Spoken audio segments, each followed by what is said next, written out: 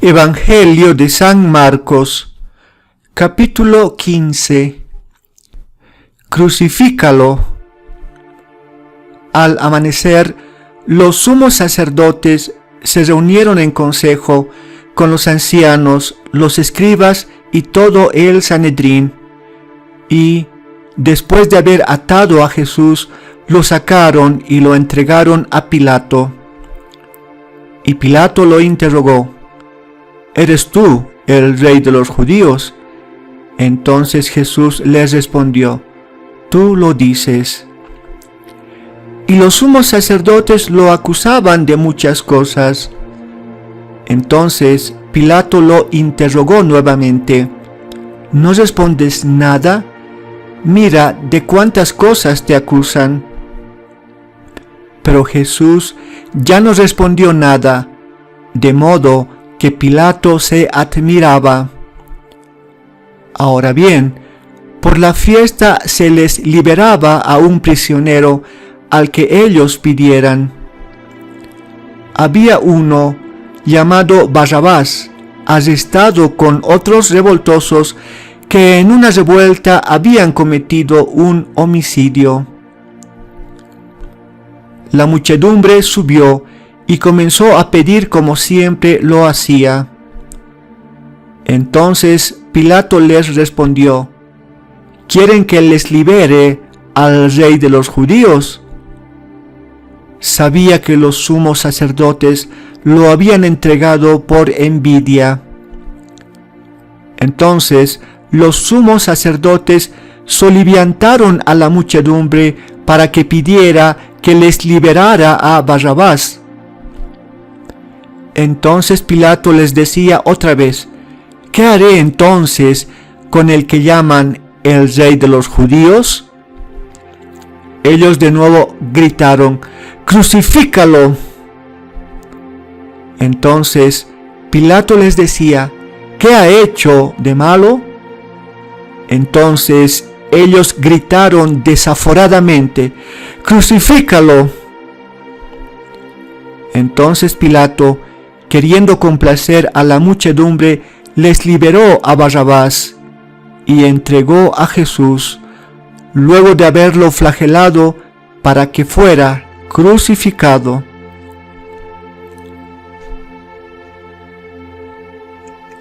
El Sanedrín había condenado a Jesús a muerte por blasfemia, delito de índole religioso.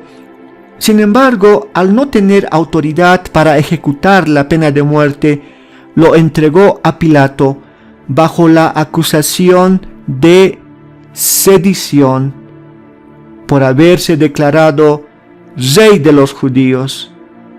Declararse rey suponía un alzamiento armado en contra de los romanos. Ante el interrogatorio de Pilato, Jesús guardó silencio para no condenar a sus acusadores, revelando así ser el siervo sufriente anunciado por el profeta Isaías. Pilato percibió su inocencia e intentó liberarlo, recurriendo a la costumbre de que en la fiesta de la Pascua, a petición del pueblo, se otorgaba libertad a uno condenado a muerte. La muchedumbre pidió la libertad de Barrabás y la muerte en cruz de Jesús al gritar: ¡Crucifícalo! Barrabás era el nombre que se daba a los hijos de padre desconocido, los hijos de nadie. Jesús, el Hijo del Padre, por naturaleza, se hizo hijo de nadie y asesinado en lugar de Barrabás, el hijo de nadie, que fue liberado y hecho Hijo del Padre por gracia, la gracia pascual. Barrabás es el espejo de cada uno de nosotros, que después del pecado, ignorando al Padre, somos hijos y hermanos de nadie, y vivimos el uno contra el otro, recluidos como en la cárcel, esperando nuestra muerte. Salve, Rey de los judíos. Entonces los soldados lo llevaron dentro del palacio, es decir, al pretorio, y convocaron a todo el manípulo. Lo visten de púrpura y le ciñen una corona de espinas entrecruzadas, y comienzan a saludarlo: Salve, Rey de los judíos. Y le golpeaban la cabeza con una caña, le escupían encima, y doblando la rodilla lo adoraban. Y cuando se hubieron burlado de él, lo despojaron de la púrpura y lo vistieron de nuevo con sus vestidos, y lo sacaron para crucificarlo.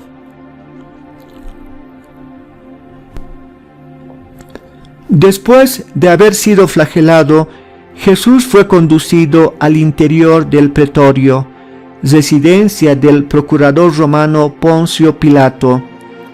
Allí fue rodeado por un manípulo, unidad de la legión romana compuesta por 160 soldados, que ejecutaron contra Jesús el juego del rey para humillarlo. Lo vistieron de púrpura, símbolo del poder. Le pusieron una corona, símbolo de la gloria. Pusieron en su mano una caña, su cetro real. Al postrarse ante él y saludarlo: Salve, Rey de los judíos, lo adoraron y reconocieron su realeza. Esta burla es el juego infantil del hombre, que con su ideal de realeza exterioriza su trágica realidad y se reconoce servidor del mal, descargando su ira sobre el justo que sufre. Tome su cruz. Y obligaron a uno que pasaba, un tal Simón de Cirene, que volvía del campo, el padre de Alejandro y de Rufo, a que cargara la cruz. Jesús había dicho a quien quiere ser su discípulo: tome su cruz, porque cada uno debe llevar su propia cruz, no la de otro. Sin embargo, un hombre totalmente ajeno a cuanto sucedía aquellos días en Jerusalén es obligado a cargar la cruz de Jesús.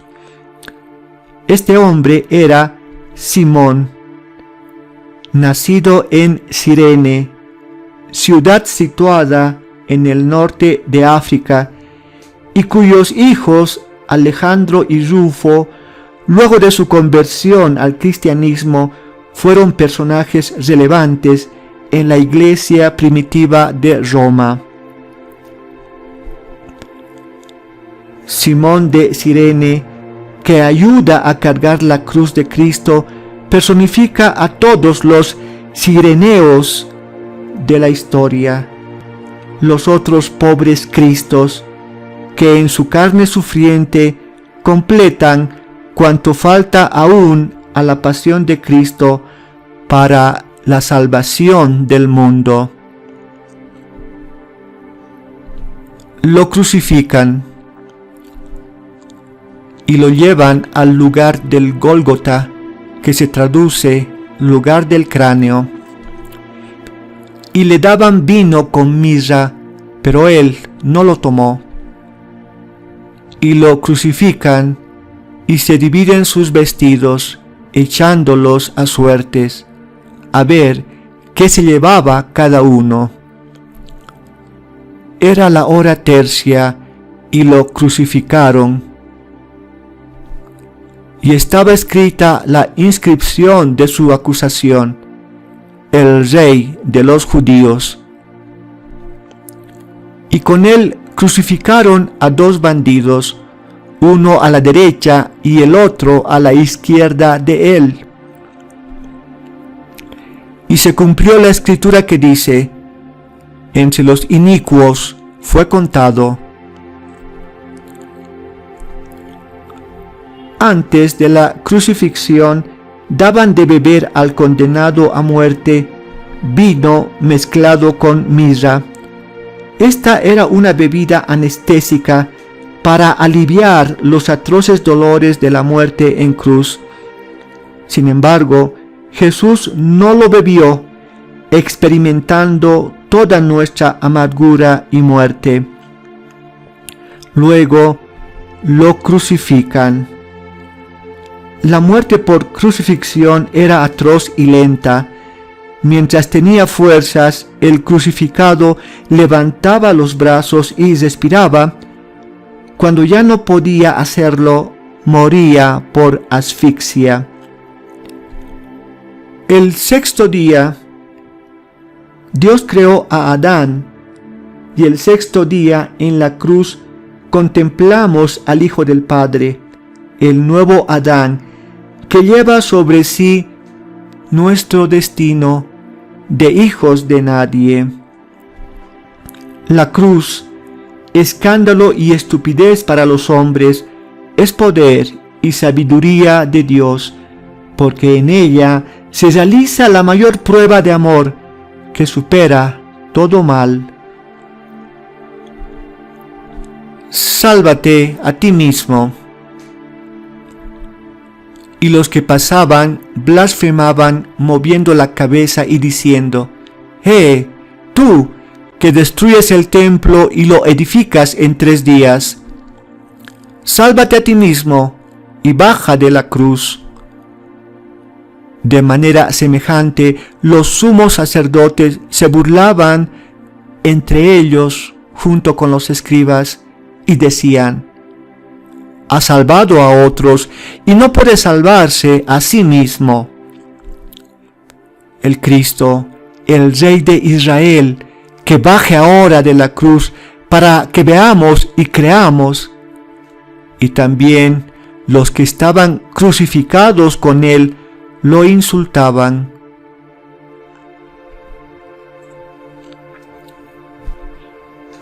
Todos los que veían a Jesús colgado en la cruz, los piadosos, los sumos sacerdotes, los escribas y hasta los que estaban crucificados con él, blasfemaban, y su blasfemia consistía en no reconocer a Dios clavado en la cruz, y con ironía expresaban su rechazo a la cruz diciendo: sálvate a ti mismo.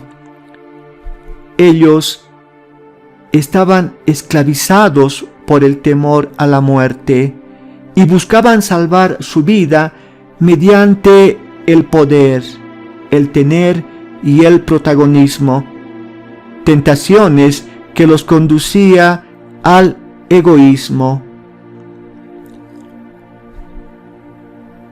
Sin embargo, Jesús se quedó en la cruz y no se bajó de ella para salvarnos y ofrecernos un amor más fuerte que la misma muerte, que nos libera de todo egoísmo. Verdaderamente, este hombre era Hijo de Dios. Y cuando llegó la hora sexta, hubo tinieblas en toda la tierra hasta la hora 9. Y a la hora 9 gritó Jesús con fuerte voz: Eloí, Eloí, lama sabactani, que se traduce: Dios mío, ¿por qué me has abandonado? Y algunos de los presentes, al oírlo, decían: mira, llama a Elías. Y uno corrió a empapar una esponja en vinagre y, sujetándola a una caña, le daba de beber diciendo: vamos a ver si viene Elías a bajarlo. Pero Jesús, lanzando un fuerte grito, expiró. Y el velo del templo se rasgó en dos, de arriba abajo. Al ver el centurión que estaba frente a él, que había expirado de ese modo, dijo: verdaderamente, este hombre era Hijo de Dios.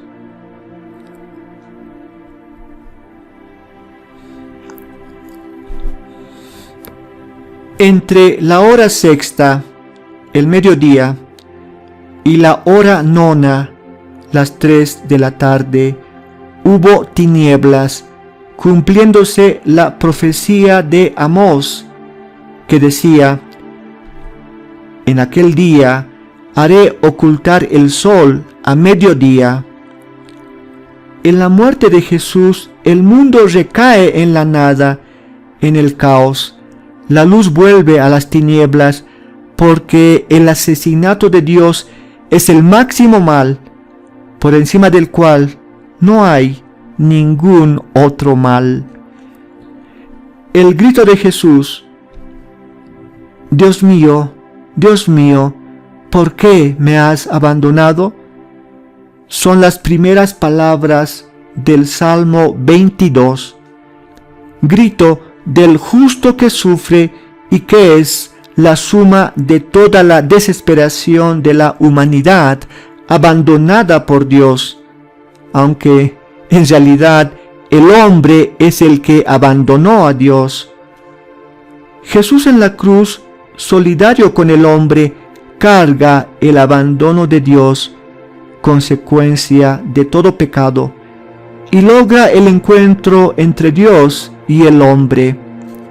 En la cruz de Jesús, hombre y Dios son finalmente una sola carne. Jesús expiró, es decir, sopló su espíritu de Hijo sobre todo el mundo, transmitiendo a toda criatura el hálito de Dios.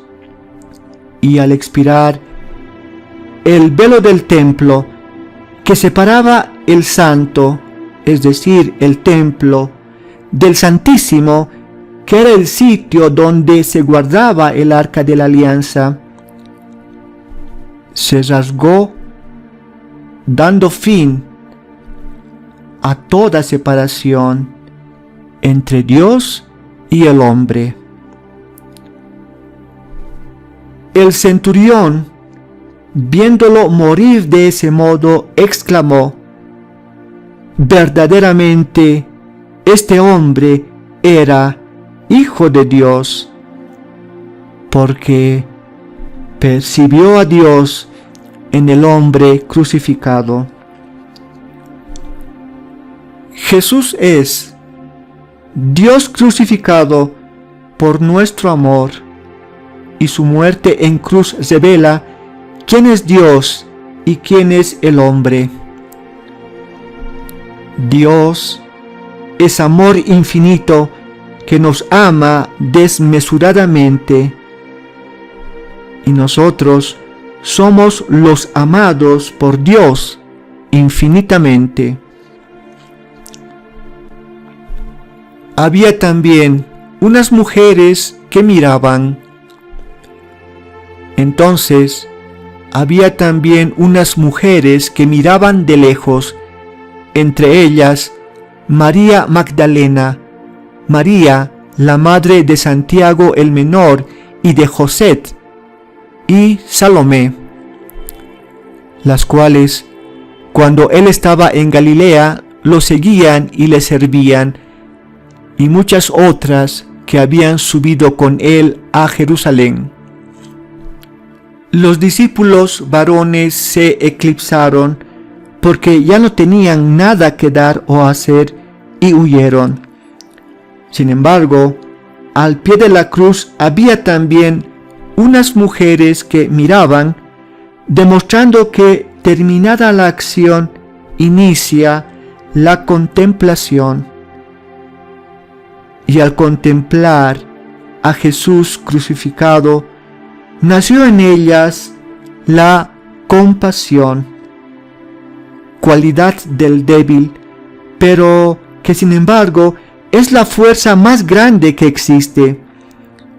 Estas mujeres tuvieron compasión de Dios, como Él la tuvo con ellas y con el mundo entero.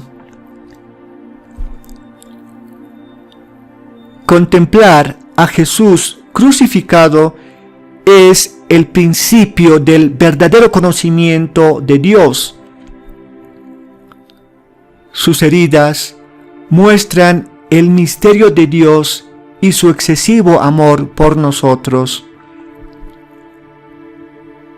Esta mirada nos mueve a que tengamos por Él el mismo sentimiento que Él tuvo por nosotros: compasión. Lo colocó en un sepulcro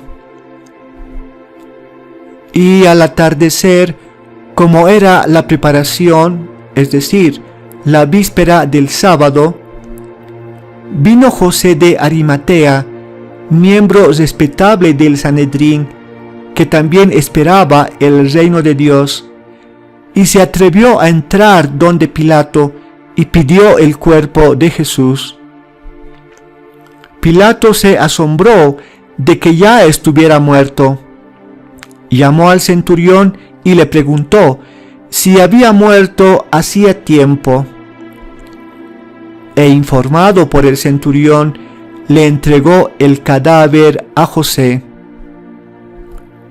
Este compró una sábana, bajó el cuerpo de Jesús, lo envolvió en la sábana y lo colocó en un sepulcro que estaba cavado en la roca, y rodó una piedra sobre la puerta del sepulcro.